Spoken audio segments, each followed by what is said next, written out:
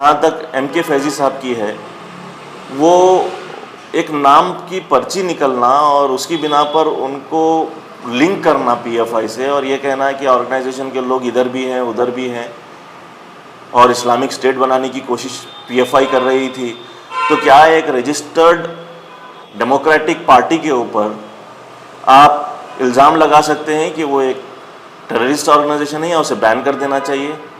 جب سے ایک فلم ریلیز ہوئی ہے چھاوا نام کی، وہ فلم کے متعلق اس کے اندر اورنگزیب جو اس ملک کے بہت بڑے وقت تک بادشاہ رہے. This video is sponsored by Max Multi-Speciality Hospital, 24/7 emergency trauma and critical care center with advanced services located at Hagarga Circle, Ring Road, Gulbarga. آج میں آپ کے سامنے ایک بہت ہی اہم معاملے پر بات کرنے کے لیے آیا ہوں. آپ سبھی جانتے ہیں کہ 2 سال قبل پاپولر فرنٹ آف انڈیا کو سینٹرل گورنمنٹ نے بین کر دیا، اور اس کے بعد 100 سے زیادہ لوگوں کو حراست میں لیا گیا. ان پر کیسز چل رہے ہیں، ان کے صدر کو بھی حراست میں لیا گیا، اور تقریباً 63 کروڑ روپیز جو پی ایف آئی کے تھے ان کو سیز کر لیا گیا. اب یہ کہا جا رہا ہے کہ social democratic party of India, جو کہ ایک پولیٹیکل پارٹی ہے، ایک رجسٹرڈ پارٹی ہے الیکشن کمیشن آف انڈیا کی جانب سے، جس کو فنڈز لینے کی اجازت ہے، اور وہ فنڈز کیش میں بھی ہو سکتے ہیں، وہ فنڈز الیکٹورل بانڈز کے ذریعے جو ابھی بند ہو گیا تھا اس وقت لیا جا سکتا تھا، وہ بھی ہو سکتا تھا. اور ایک لمٹ ہے کہ 20,000 روپے سے زیادہ آپ، پہلے 20,000 تھا، ابھی غالباً 10,000 روپے ہے، اس سے زیادہ آپ کیش میں نہیں لے سکتے ہیں فنڈ. اور پولیٹیکل پارٹیز فنڈز اکٹھا کرتی ہیں. اب یہ کہا جا رہا ہے کہ پاپولر فرنٹ آف انڈیا کے جب سیزر اکاؤنٹس کا سیزر چل رہا تھا اور ان کے آفیسز پہ ریڈ ڈالی جا رہی تھی، اس میں سے ایک نام ایک پرچی پر فیضی نام کا نکلا. ایم کے Faizi social democratic party of India کے نیشنل پریزیڈنٹ ہیں، اور اسی بنا پر ان کے ساتھ انویسٹیگیشن چل رہی تھی. ای ڈی ان کو بار بار سمن کر رہا تھا، اور وہ کسی وجہ سے ان کے سمنس کو لے کر وہ وقت پر پہنچ نہیں پا رہے تھے، اور چند دنوں پہلے ان کو حراست میں لیا گیا. اب کوشش یہ ہو رہی ہے کہ پی ایف آئی کو اور ایس ڈی پی آئی کو لنک کیا جائے. پی ایف آئی ایک ٹوٹلی ایک آرگنائزیشن ہے جس کو بین کیا گیا ہے، اور ان کے اوپر الزام ہے کہ وہ اسلامک اسٹیٹ بنانے کی کوشش کر رہے تھے. کرناٹک میں بھی کانگریس کی جو مسلم قیادت ہے، انہوں نے پہلی بار، ابھی پی ایف آئی بین نہیں ہوئی تھی، پورے ہندوستان میں پہلی بار ایک آرگنائزیشن کو بین کرنے کے لیے، وہ آرگنائزیشن جو کووڈ میں بہت بہترین کام کی تھی، اس آرگنائزیشن کو بین کرنے کے لیے انہوں نے اس وقت کے سی ایم بسوراج بومئی صاحب کو ایک میمورینڈم دیا، اور چند دنوں بعد ہی ہم دیکھتے ہیں کہ پی ایف آئی کو بین کر دیا گیا. ایک ایسا محسوس ہوتا ہے کہ یہ جو بین کرنے کا جو معاملہ ہوا ہے وہ کہیں نہ کہیں ان کے میمورینڈم سے بھی ٹریگر ہوا ہے. اگر وہ میمورینڈم نہیں دیتے تو شاید ممکن تھا کہ آرگنائزیشن جو کہ اچھا کام کرنے کے لیے بہت مقبول ہو رہی تھی، وہ آرگنائزیشن کو اتنا جلدی بین نہیں کیا جاتا. وہ پاسبل ہے کہ اس کے اوپر انویسٹیگیشن چل رہا تھا.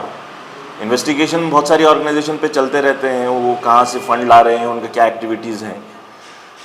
ان کے کھلے عام ایسا کوئی ایکٹیویٹی منظر عام پر نہیں آیا. کچھ کانسپریسی تھیریز ہیں، ان کے پاس کچھ ڈاکیومنٹس نکلے بول کر بتا رہے ہیں. ہم اس بارے میں تصدیق نہیں کر سکتے ہیں کہ وہ ڈاکیومنٹس کیا ہیں اور این آئی اے کو کیا کیا ڈاکیومنٹس ملے. لیکن ہم جو دیکھ پاتے ہیں وہ یہ ہے کہ وہ آرگنائزیشن اچھا کام کر رہی تھی، خاص کر کے کووڈ میں.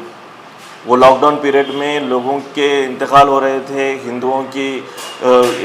ہندو ہمارے برادران کی جب موتیں ہو رہی تھی، اس وقت جس وقت ان کے گھر والے بھی ان کو جو ہے کریمیشن کرنے کے لیے، ان کو آگ لگانے کے لیے جو ان کا طریقہ ہوتا ہے ارتھی پہ رکھنے کا اور اس کو جلانے کا، تو اس کو کوئی آگے نہیں بڑھ رہا تھا. یہ آرگنائزیشن آگے بڑھی تھی اور کام کر رہی تھی.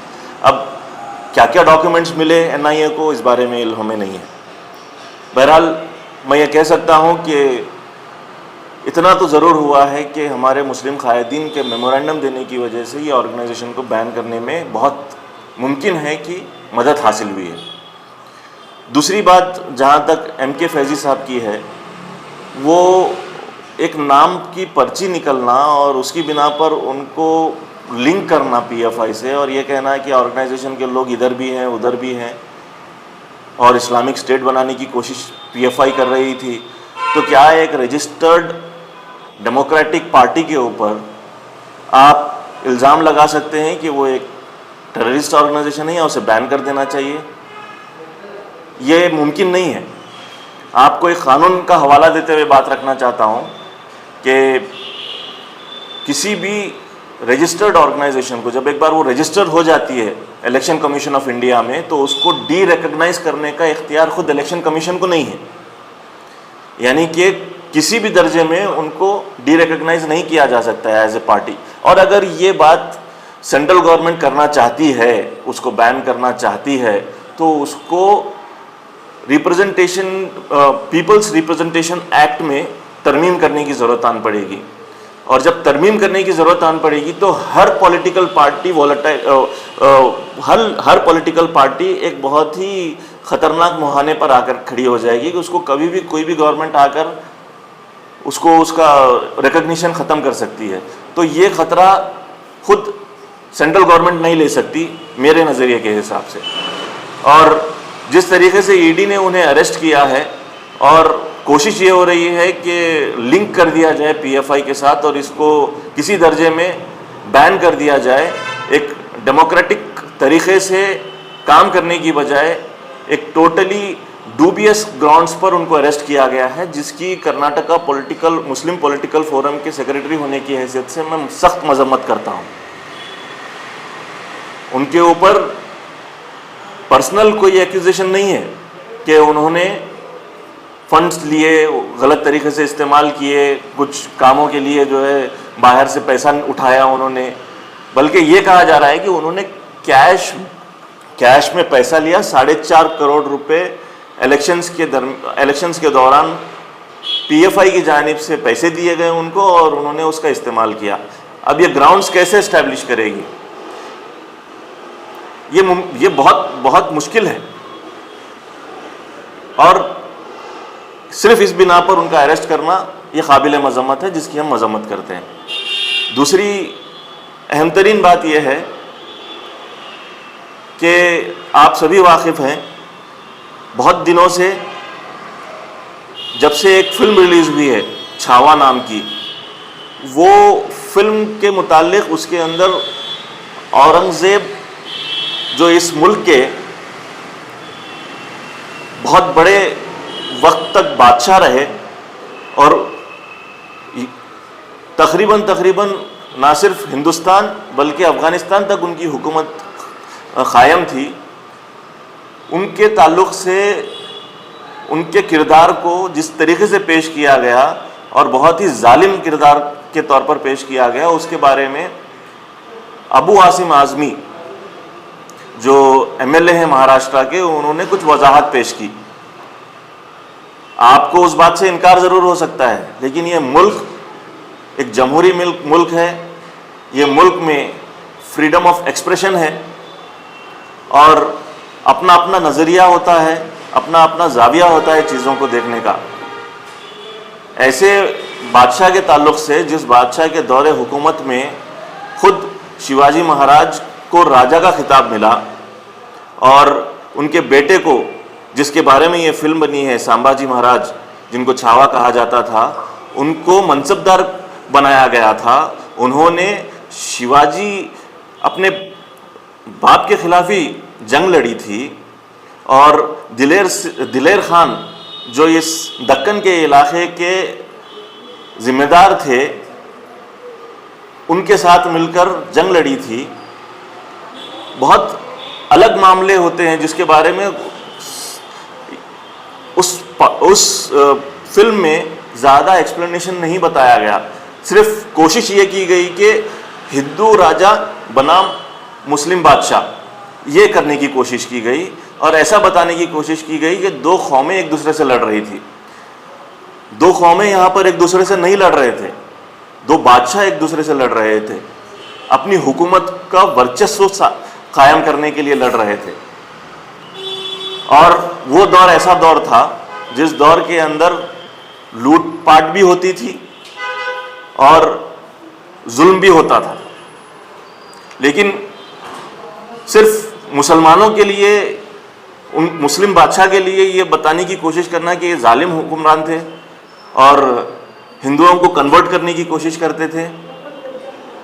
بہت ساری باتیں ان کے تعلق سے کہی جاتی ہیں کہ وہ 1.5 من جب تک کہ جنیو جو ہوتا ہے براہمن جو استعمال کرتے ہیں وہ نکال نہ لیتے تب تک جو ہے صبح کا کھانا نہیں کھاتے. اس کے بارے میں بہت ساری ایکسپلینیشن آئی ہیں کہ اس کا مطلب یہ ہوتا ہے کہ دن میں کم سے کم 10,000 لوگوں کو مارنا پڑتا ہے تب جا کر وہ حساب بیٹھتا ہے. تو اس کا مطلب یہ ہوا کہ ان کی تقریباً 50 سالہ دور حکومت میں انہوں نے 20 کروڑ لوگوں کو مارا, جبکہ وہاں اس وقت کی آبادی 15 کروڑ. یہ جو غلط فہمیوں کا انبار نکالا گیا اور کئی سارے ہسٹورینز نے ان کے بارے میں بتایا ہے کہ ان کے دور حکومت میں سب سے زیادہ منصبدار جو ہے وہ ہندو ہوا کرتے تھے اور خاص کر کے راجپوت ہوا کرتے تھے. یہ حقیقت کو نظر انداز نہیں کیا جا سکتا ہے. اور یہ سازشیں اس وقت عروج پر آئی تھی جب انگریز یہ چاہتے تھے کہ دو قوموں کو ایک دوسرے سے لڑایا جائے. ڈیوائڈ اینڈ رول پالیسی کے تحت بادشاہوں کو پکچرائز کرنے کی کوشش کی کہ وہ ہندو بادشاہ ہے, راجا ہے, اور یہ مسلم بادشاہ ہے, جبکہ وہ دور ایسا دور نہیں تھا. دونوں قومیں ایک دوسرے کے ساتھ پرامن طریقے سے رہتی تھی. جب تک کہ 1857 کا غدر نہیں ہوا تب تک ہم لوگوں کو اس بات کا ذکر بھی نہیں ملتا ہے کہ فلاں جگہ فساد ہوا, فلاں جگہ لوگوں نے ایک دوسرے کو مارا اور کاٹا. یہ فساد کے طور طریقے 1857 کے بعد ہی شروع ہوئے کیونکہ لڑانا تھا انگریزوں کو. آج وہی طریقہ ہندوتو تنظیمیں کر رہی ہیں, اس کا استعمال کر رہی ہیں وہ طریقے کا, اور لوگوں کو جذباتی کرنے کے لیے کوشش کر رہی ہیں اور لوگوں کو ایک دوسرے کے خلاف بھڑا رہی ہے تاکہ اصل مدوں سے بھٹکایا جا سکے. یہاں پر میں پھر ایک بار کرناٹکا مسلم پولیٹیکل فورم کی جانب سے جس طریقے سے ابو عاصم اعظمی کو سسپینڈ کیا گیا ہے مہاراشٹرا کی اسمبلی سے, جبکہ انہوں نے اسٹیٹمنٹ اسمبلی کے باہر دیا تھا. اسپیکر کا کوئی اختیار نہیں بنتا ہے اور نہ ہی وہاں کی حکومت جو اس وقت پیش کی کہ ان کو سسپینڈ کرنا چاہیے اس کا کوئی اختیار بنتا ہے کہ باہر کہی ہوئی بات کی بنا پر ان کو اندر اسمبلی میں سسپینڈ کیا جا سکے. اب یہ اور بات ہے کہ وہ آگے کیس کو نہیں لے کر گئے, لیکن ان کا سسپینشن قابل مذمت ہے, بالکل غیر آئینی ہے, غیر دستوری ہے اور جمہوریت کے برخلاف ہے. فریڈم آف ایکسپریشن ہم لوگوں کا اختیار ہے, اگر ہم لوگوں کو کوئی بات گراں گزرتی ہے ہم اس کے اوپر اعتراض کر سکتے ہیں, لیکن اس طریقے سے کسی کو سسپینڈ کرنا یہ بالکل غیر آئینی ہے. ہم یہ دونوں معاملات پر کرناٹکا مسلم پولیٹیکل فورم کی جانب سے سخت ترین مذمت کرتے ہیں.